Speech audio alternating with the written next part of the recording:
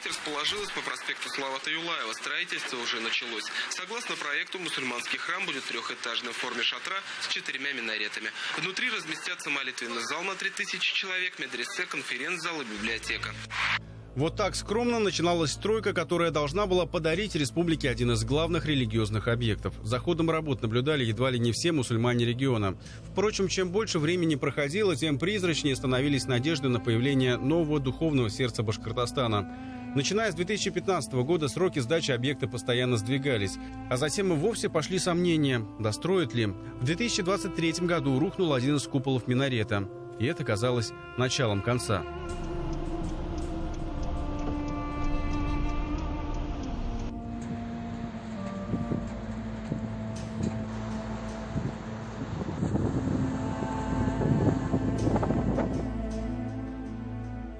Пока одни видели в случившемся дурной знак, власти не сидели сложа руки. Поэтапно проводили полное исследование объекта. Конечно, неправильная консервация, долгий простой наложили свой отпечаток.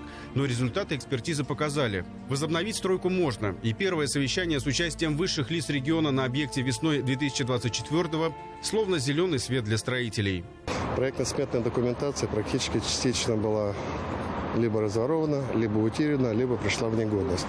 Мы восстановили полный объем проектно-сметной документации. Значит, она прошла экспертизу, и у нас есть сейчас полностью юридический документ, который позволяет нам строить этот объект. Соответственно, мы понимаем, как ее строить. Сюда уже зашли строители, пока небольшая группа строителей. Почему? Потому что отделочные материалы, которые здесь используются, они импортные. Прежде всего, например, греческий камень, мрамор.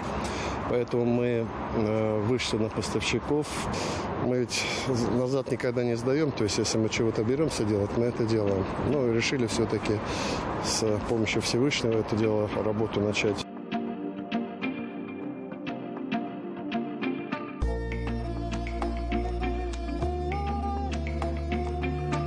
Радио Хабирова удалось решить, пожалуй, главный проблемный вопрос – финансирование. Средства на возведение религиозного объекта, как и подобает, внебюджетные.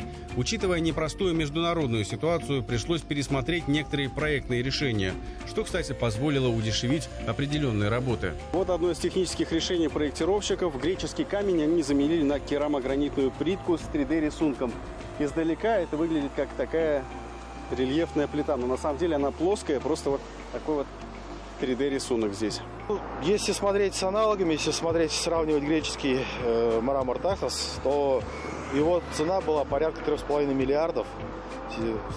То, что мы перешли на керамогранит, это порядка 250-300 миллионов рублей. Экономия почти в 10 раз. При этом со стороны мало кто заметит отличия. И зачем в таком случае платить больше? Новый подход к проектированию и грамотная финансовая политика позволили ускорить стройку. Работа кипит вовсю. Что делаешь? Систему на керамогранит. Каркас какой-то получается? Да. Потом будет плитка вот такая висеть. Все нормально. Вот когда 2 месяца назад зашли, вот как здесь было и как сейчас? Вот все балконы сделаны по кругу. Все полностью. Проектировщики едва успевают обновлять 3D-модель мечети. Как живой организм, она меняется, обрастая новыми деталями. И вот после последнего совещания, как раз главой, было принято, у нас до этого, ниже, 9 рядов, покажи, у нас на фасадах добавится декоративное обрамление из камня рельефное витражей и окон, декорирование проемов будет из камня и порталы. Сами театры тоже добавятся там, понятно. Одно из принципиальных решений – сделать теплую кровлю. Как говорят специалисты, это решит сразу 2 проблемы. Позволит избавиться от снега зимой и даст больше возможностей для туристов во время посещения мечети. Кровли мы сделали отапливаемые, что изначально не было в проекте. Почему? Потому что, как оказалось, изначально в проектной документации не были заложены места для сбора снега. И у нас кровля просто, знаете как, этот объект, его же будут посещать не только верующие.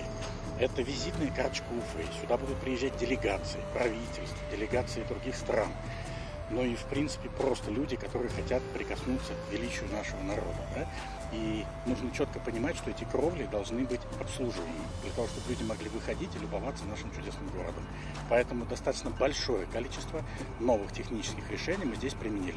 Контроль за финансами едва ли не ключевой вопрос. Как известно, еще на начальном этапе в 2000-х выделенные на проект средства растворились в неизвестности. Теперь же, и это подчеркивают подрядчики, Ради Хабиров лично контролирует этапы работ и расходы, пресекая любые попытки нажиться на стройке религиозного объекта. Ради Фаритович сказал то, что никаких пожертвований в мечеть собирать не нужно от частных, от юридических иных лиц. То, что этот вопрос, это вопрос пожертвования и строительства мечети, это его вопрос. Он находит средства, он во всем помогает. Даже совещания, которые проводятся по строительству мечети, это ключевые моменты, либо определение концепции строительства возглавляет тоже он. Под его чутким руководством строится эта мечеть. Финансирование идет через фонд социально-целевых программ. Ар-Рахим – это не просто строительный проект. Это символ веры и единства республики. Мечеть станет не только местом для молитвы, но и центром духовного просвещения, площадкой для диалога между представителями разных культур и религий. Молельный дом построят в лучших традициях, оснастив в том числе и лифтами минареты, открыв к ним доступ для посетителей. На момент проектирования Ар-Рахим должна была стать самой высокой мечетью в России. От Стилобата до вершины минарета почти 80 метров. Однако за эти годы в России появились и более масштабные проекты, что ничуть не умаляет величие и этого здания. Сдавать объект будут поэтапно. Перед строителями стоит амбициозная задача. Здесь подкупольная часть, там у нас будет алюминиевый фасад из чистого алюминия, толщиной 2-2,5 мм. Он будет завершен примерно к концу августа, как и установка всех новых оконных конструкций. Дальше 9-й раздел и 8-й, 10-й раздел – это основные стены мечети, как вы можете выглядеть. Их завершить мы планируем к концу этого года. Также планируется дальше установка фасадного освещения в параллель, потому что, когда мы закрываем фасады, нам нужно оставить закладные для установки подсветки. Соответственно, это тоже все нужно сделать до конца 2025 года.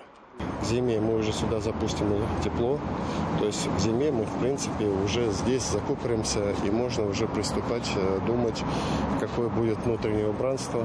В следующем году займемся благоустройством. Мне сложно сейчас сказать, сколько времени займет внутреннее убранство, потому что мечеть огромная. Во-первых, чисто физический объем работы большой и, конечно, финансирование, потому что будет требовать такого более ускоренного финансирования. Пока решения у нас нет, поскольку мы не представляем и не приступали к осмыслению внутреннего убранства. Но самое главное, мы возобновили стройку, и главная задача ее не останавливать. Точные сроки окончания строительства пока не называются, что вполне понятно. Но если не будет пробуксовки в этот раз, уже к концу 2026 года строители планируют завершить первый этаж мечети. И уже тогда в здании начнут проводить первые богослужения. Мы, несомненно, думаем, что Ар-Рахим станет точкой притяжения. Если он сегодня уже притягивает, то однозначно будет притягивать после завершения его строительства. Также в проекте мы уже учитываем определенные кабинеты и аудитории для проведения семинаров, для организации там музеев и экспонатов, экспозиций. Также мы уже во время благоустройства уже планируем точки для остановки туристических автобусов и машин. Поэтому мы на эти нагрузки тоже готовы. И не то, что готовы, мы ожидаем прибытия туристов, прибытия людей, которые хотят ознакомиться с нашей культурой Республики Башкортостан, ислама в Башкортостане. Изначально было несколько вариантов названий соборной мечети, но в итоге Пленум Духовного управления мусульман назвал ее в честь третьего имени Аллаха – Ар-Рахим, что в переводе означает «милосердный». Знаете, у меня особое отношение к этому объекту, потому что это не просто объект стройки. Редко можно построить те объекты, которые переживут тебя, твоих детей, и на которые еще будут смотреть и хвалиться твои внуки. Поэтому этот объединяющий объект для всех жителей республики. Какой бы мы ни были национальности или вероисповедания, для всех это место святое. Это визитная карточка нашего народа. Мы здесь строим не объект, мы создаем историю. Самое главное, у меня есть внутреннее чувство ответственности, конечно, но и большое уважение к команде, которая у нас сейчас сформировалась для реализации данного проекта. И радость, то, что эта мечеть все-таки строится. Величественная, амбициозная, многострадальная. Мечеть Ар-Рахим в Уфе – символ веры и надежды, которого так ждут уже не просто мусульмане, но и все горожане. Все-таки объект станет украшением столицы. Много еще предстоит, но, как говорится, с Божьей помощью все проблемы будут решены. И блеск мусульманского храма можно будет увидеть не только снаружи, но и внутри.